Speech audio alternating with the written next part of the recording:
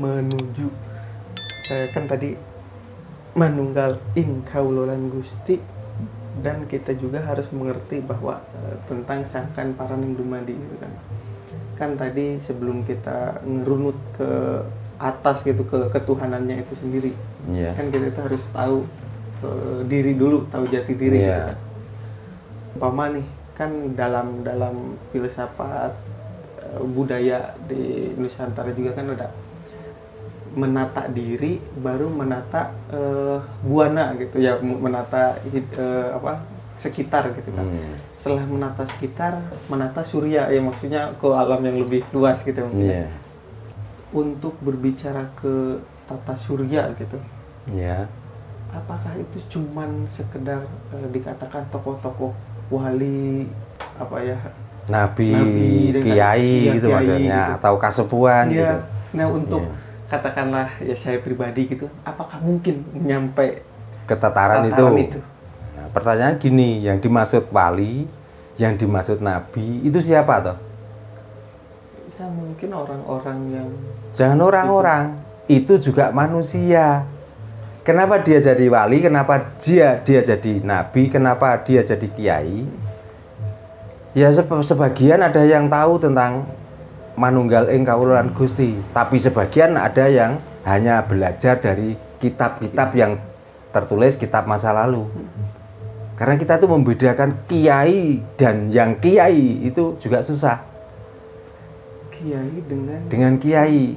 Ada kan di situ ada kiai beneran, ada kiai sebutan. Ini yang susah. Ya. Lah orang-orang Nusantara ini kebanyakan orang yang pandai bercerita, orang yang pandai menyampaikan bahasa-bahasa yang diambil dari luar. Itu dianggap kiai. Maka kita harus tahu apa makna dari kiai. Karena sebutan ki jelas orang itu tua. Yai yang dituakan. Nah kalau ada anak kecil yang sudah pandai bicara terus disebut kiai, kan sudah nggak masuk kategori itu. Gitu loh. Makanya susah kita membedakan. Dikira kalau orang pendiam, dengan kita menganggap orang yang tidak berilmu, tapi begitu dia ngomong fatwanya itu bisa menuntun kita lebih baik. Ya itu yang dinamakan kiai. Dan orang itu tidak menawarkan dirinya atau menamai dirinya. Saya Pak Yai nggak pernah. Karena kiai itu sebutan dari kaum, sebutan dari orang-orang. Melihat apa? Melihat syariatnya benar, maka dipanggillah kiai, orang tua yang pantas dituakan. Gitu. Nah kalau anak ceramah tentang agama, tentang bisa menyampaikan bahasa-bahasa dari kitab luar, itu dianggap kiai. Ini kan juga bahaya. Apakah sesuai dengan ajaran kita? Apakah sesuai dengan perjalanan hidup kita? Gitu. Wong kita hidup zaman sekarang kok mengikuti cerita masa lalu orang. Apakah sama? Kira-kira. Ini gitu. Makanya kiai yang beneran di saat menyampaikan itu membawa ketentraman. Tapi kalau kiai-kiainan yang disampaikan itu apalagi zaman sekarang malah memanaskan umat, ya, malah mengadu domba umat, malah mengajarkan untuk saling menghujat. Nah itu namanya bukan kiai, itu kiyayang. Gitu loh. Apalagi sudah ngeklaim dirinya bahwa dia adalah seorang panutan. Tapi di saat bergaul dia memilih orang. Ini bukan panutan, ini bukan kiai. Ya orang yang ngalap rezeki itu yang benar. Makanya saya dari dulu tuh menghargai itu sebagai manusia. Tapi bukan karena dia dituakan, karena dia itu terus kita datang merunduk-unduk nyium-nyium tangan. Untuk apa? Kalau menghormati sebagai orang tua atau karena kepadanya, ya silakan. Bagaimana tuh pantasnya menghormati orang sama orang? Ya. Nah orang sekarang juga banyak yang kebalik. Dengan orang tuanya saja mungkin mau kemana-mana nggak pamit, datang dari mana-mana nggak pernah mencium tangannya. Tapi begitu ada sebutan yang namanya kiai, tangannya dicium, itu masih kurang, dibolak-balik. Nah, gitu. Nah, makanya lihat orang-orang yang seperti itu mana berkahnya hidup. Coba dibanding dengan memuliakan orang tuanya. Coba. Kita menghormati orang sana, kita menghargai orang sini. Tapi dengan orang tua, dengan saudara, dengan tetangga, kita tidak punya adab.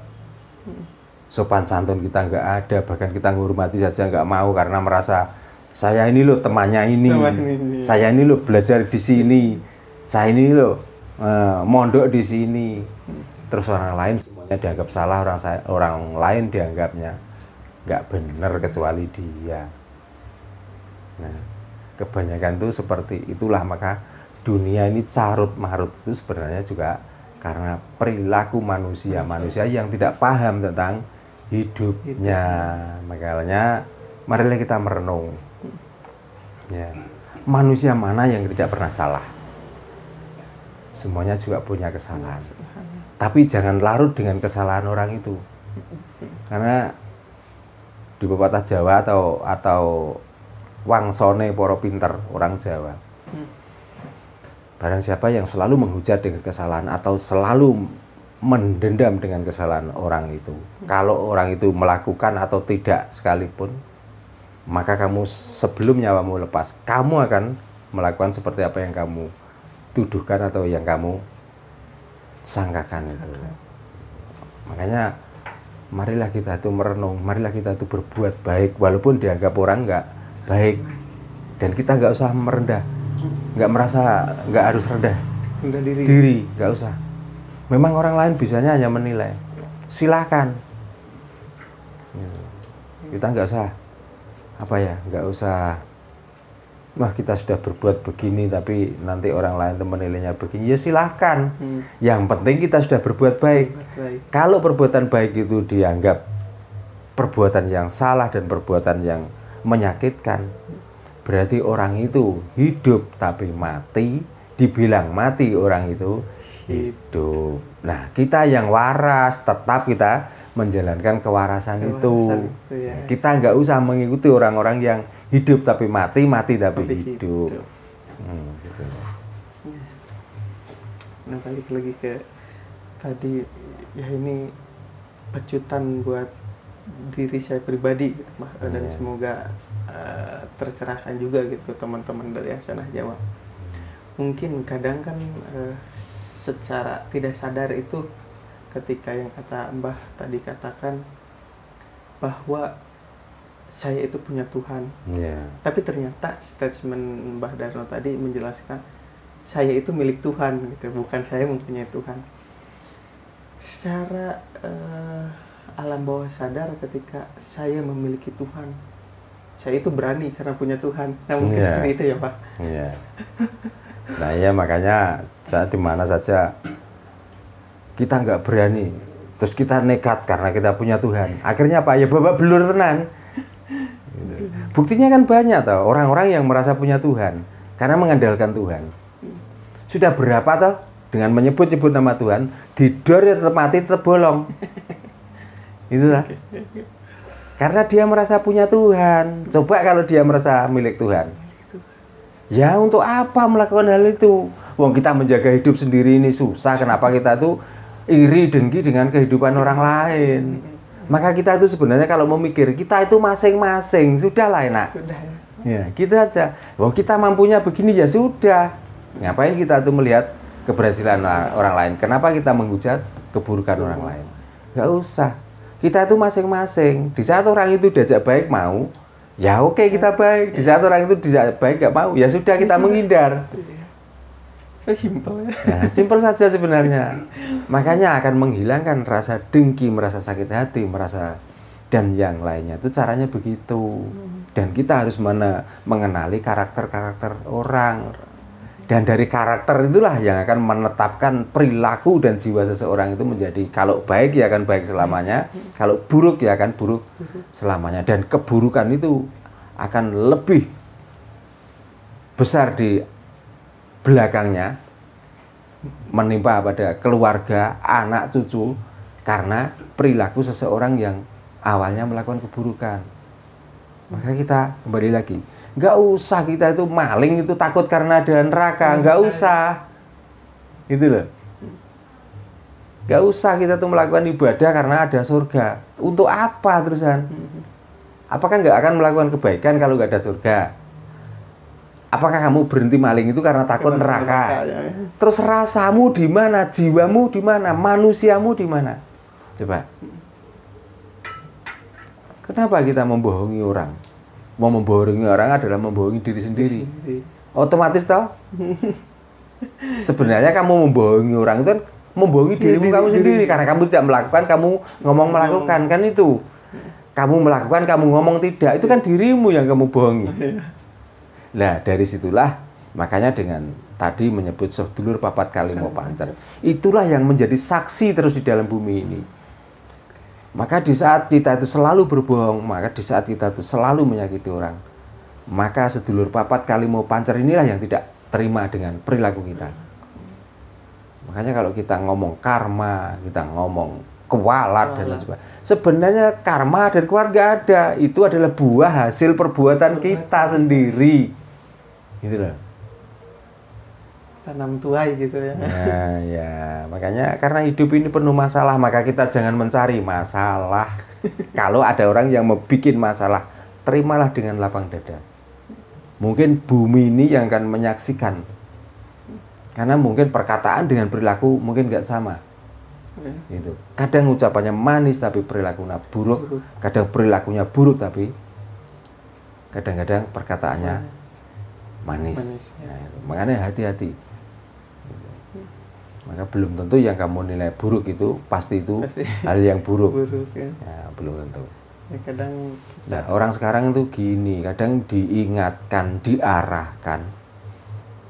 Ya, di saat dia suka itu juga menyanjung, tapi begitu ada perasaan yang tersinggung dikit, menghujat orang yang mengarahkan dan yang memberi pencerahan itu. Kebanyakan seperti itu.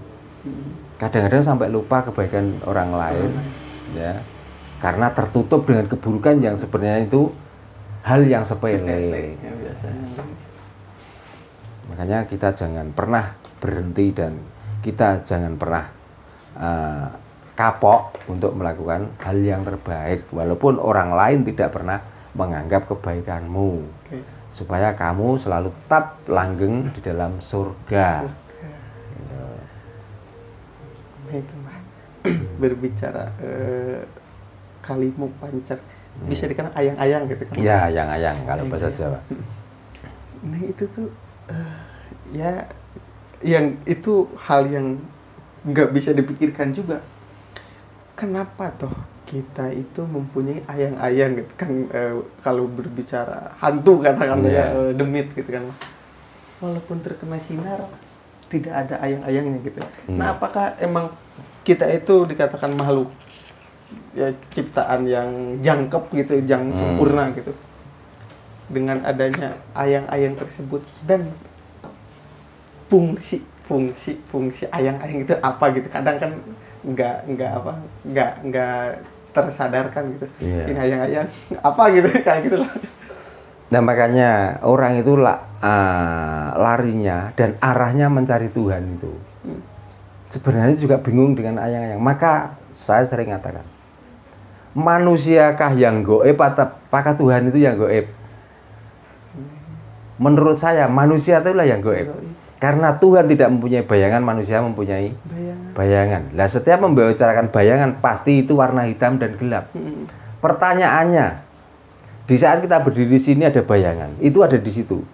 Dikala kamu masuk di tempat gelap, kemana itu? Bukankah itu yang dinamakan gaib? Bukankah itu yang memberi rezeki? Bukankah itu yang kamu sholati? Maka sampai kita tuh mengira-ngira bahwa kita tuh punya Tuhan. Ya karena kita punya bayangan itu. Sebenarnya. Jadi simpel dan mudah. Pengen tahu Tuhan untuk mewujudkan, ya kamu berdiri di dekat lampu yang terang, nanti Tuhan akan muncul. Gitu aja lah enak. Nah, gak usah kita membayangkan Tuhan itu di atas, Tuhan itu seperti ini, Tuhan itu bicara. Nah, coba kamu tuh ngomong sama ayang-ayangmu sampai domble lambemu, apakah? Tapi kenapa gerakanmu selalu diikuti? Kok dia nggak diam di situ? Kok sampai Tuhan tuh nulis kitab? Coba bayangkan. Kalau kita nggak pakai rasa, tidak akan muncul kitab itu. Karena dengan pakai rasa, maka dari bayangan kita itu muncullah angan-angan baik, maka bisa ditulis dan diajarkan. Barulah menjadi kitab.